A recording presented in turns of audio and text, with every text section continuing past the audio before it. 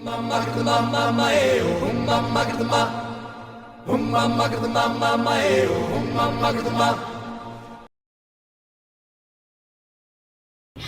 Ahmadi boy was had gotten into a difference with somebody while playing cricket in Gujranwala, which is interior central Punjab, and the city is like 2.5 hours away from Lahore, and he'd gotten into a fight with somebody, and those people on Facebook manipulated that boy in a way that when he hadn't even said something, they'd shared something which was provocative and against Islam, and that boy had gone on Facebook and said that yes, this is wrong and it's not according to Islam, and they somehow said that he'd committed blasphemy. And the thing with that sort of a messaging is that you can just go into a market in Pakistan and say that. I'm not saying that always it'll happen, that people would not diffuse, but there are chances that people would start beating up that man, or something violent might come out of it, because this is how we've seen, this is how the situation is. So that's how he was manipulated online, and then the mob, and then the local cleric and people in the neighborhood, in other neighborhoods, just sort of agitated against them, spread out the message in the mosque, in the sermon and stuff, and then called out for an attack on these people. So a violent mob went to that street when there were about 5 Ahmadi homes, and these people were living in the Gujranwala city from before 74, from before they were declared non-Muslims by the parliament, by the then parliament. So they went, they set their homes on fire. The men had already evacuated basically, so they were in one home, there was just women and children, and the mob went, and then when they heard that there were women and children inside, I had spoken to the woman who lost her 2 daughters and her mother-in-law, and I also spoke to the woman who basically lost her baby was not born, her baby was due in a few days, so her unborn child was killed as well.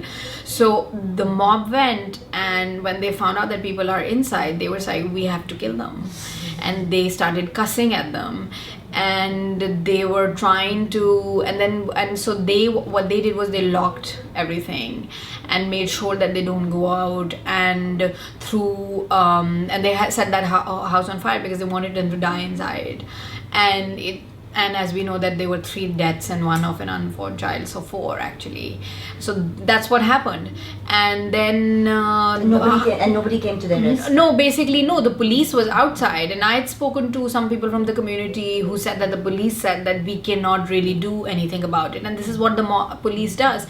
They can never control the mob. That's what's happened in many incidents, even when people who were killed were Muslims and had allegations of blasphemy against them, say, and this happened in the Joseph Colony incident, when the Christian neighborhood of like working class Christians was arsoned and people were attacked there. The police had just told the people, police had gone, and that incident took place in 2013. Police had gone to the neighborhood, to the Christian neighborhood, and said, you need to leave because the mob is coming, and did not do anything to control them. And this is Lahore. That incident had taken place in Lahore, and I mean, we have enough police force, or if someone wanted to, they could have taken that mob on, but this is what the police did. Majority of the Hindus are in Sindh, and they are mostly lower caste Hindus, and they are farm workers or at the bottom of the chain in the agricultural sector. So they are very poor. So you can imagine that the financial oppression there. And then they're Hindus, so they've also faced this situation. Now increasingly what we've seen is that there has been increase in build up of seminaries, and you see proselytizing by the majority faith in Sindh as well. And their properties were, if the land is Hindu land and it's for the cemeteries, then that land would be taken for building a mosque or a seminary. So those incidents have been reported. So land ownership issue. And then if you have, and we've had more incidents where people, like Sindh was supposed to be a very tolerant area. It was not like Punjab or KP.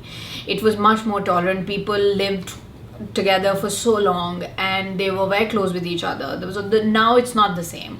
People are not going out into the bazaar to celebrate Holi the way they used to years back, because the situation has changed. A lot of Sindhis that I spoke to, Sindhi Hindus, for my work, they say that increasingly now more and more mosques are being built in neighborhoods where Hindus live. You see, where you don't need one, right? Like 1 or 2 or 3 influential Muslims living, and now people are building those mosques because it's supposed to be charity also, you see, in Islam. So it's looked at like that. But why would you build one in an area where majority are Hindus? So that has happened. We've had incidents of attacks on temples. And again, in last year in Sindh, there was an incident in Larkana, which is a Pakistan People's Party constituency, important constituency for Pakistan People's Party, which is in power in Sindh province, and so something which was instigated because of an accusation of blasphemy against a Hindu man led to these clerics and some people from a particular mosque there to go and attack the Dharamsala, which is a community center in Larkana, and people set it on fire. People also stole from the Dharamsala. So that happened, and a couple of other incidents as well, and some incidents in the past of blasphemy, like in the last 3 or 4 years of blasphemy cases as well, which again were orchestrated because of a land situation. Not this one, but that particular last one was because of over land.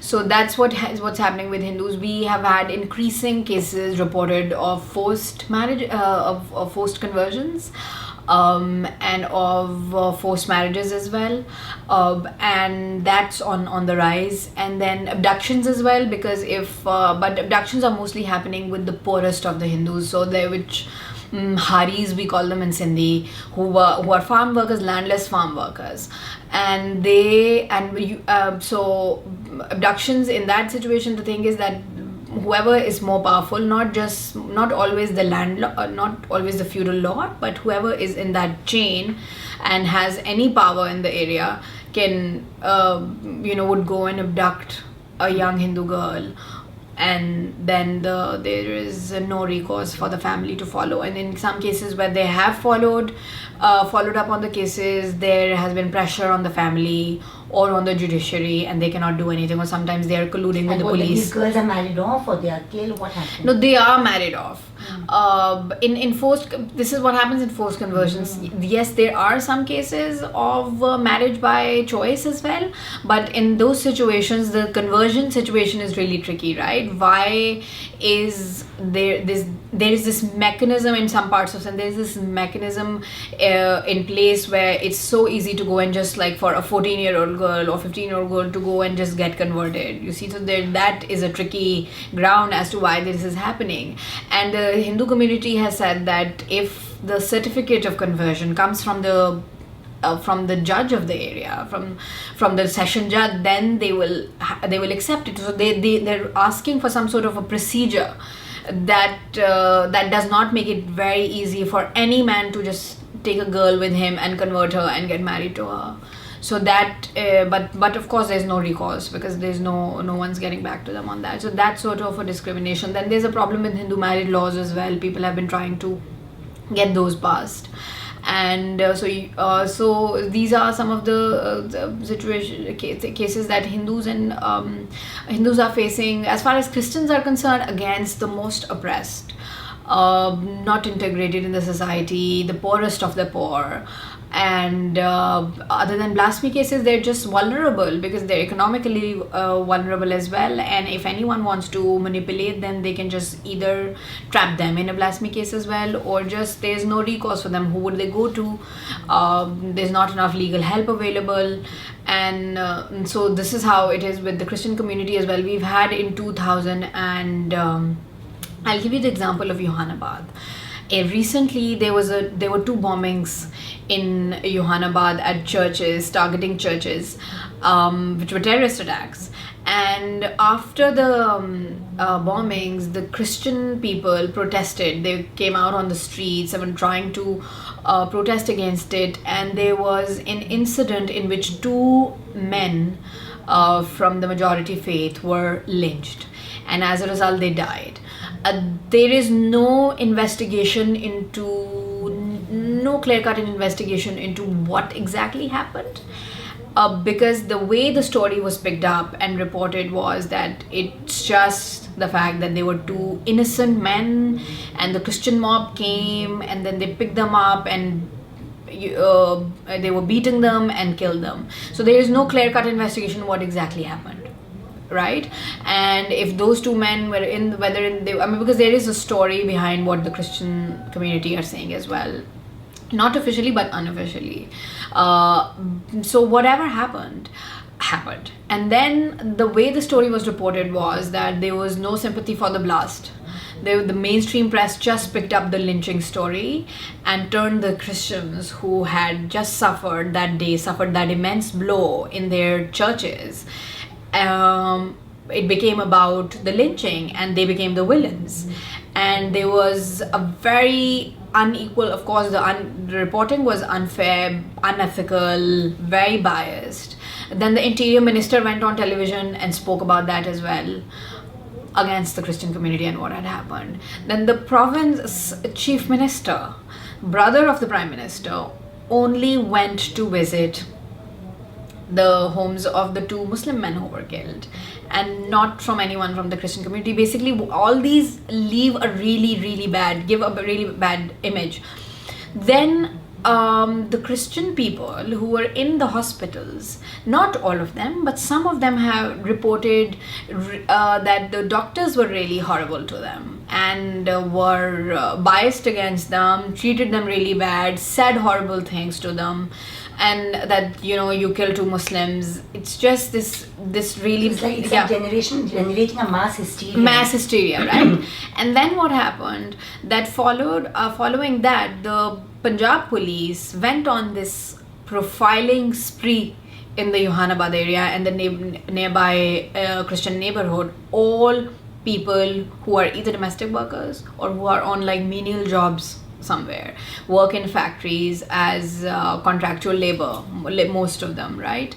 And then as a result of that, what they did was they went into the night, jumped into homes of the Christian people, or like forcibly got them to open the gates up and picked up young men, even older men, and just picked them up. Anybody, randomly, hundreds of Christian men were picked up from those neighborhoods and taken to jails.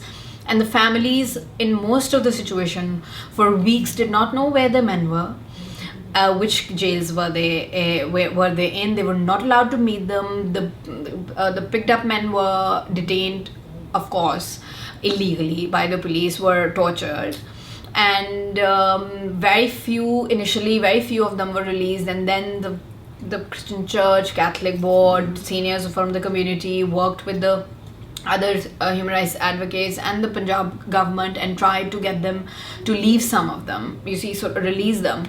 But in so many cases, so many boys who were not even identified in the footage as those who were involved in like directly beating the killed men, they were just either spectators or just involved in some damage to the public property. They have not been released. So, and the parents they just have nowhere to go. And some of them who've been released, there was one incident in which 9 men were released and they were tortured, but they went in front of the judge and did not admit that they were tortured, because this was the understanding that this is how they were going to be released. So this is the situation. The Punjab government has closed off the bus station of that particular neighborhood, and because it's difficult for people to get to their jobs. You see, it's so systematic, the discrimination of the community, and so many people have lost their jobs because they could not go back. So many people have left that neighborhood. They have not opened up their shops. So many women are left with the men, and if they have gone to the factory because they were late in going back to their work, they lost their jobs as well. So it's like a massive financial situation happening with them as well. And so this is just one example.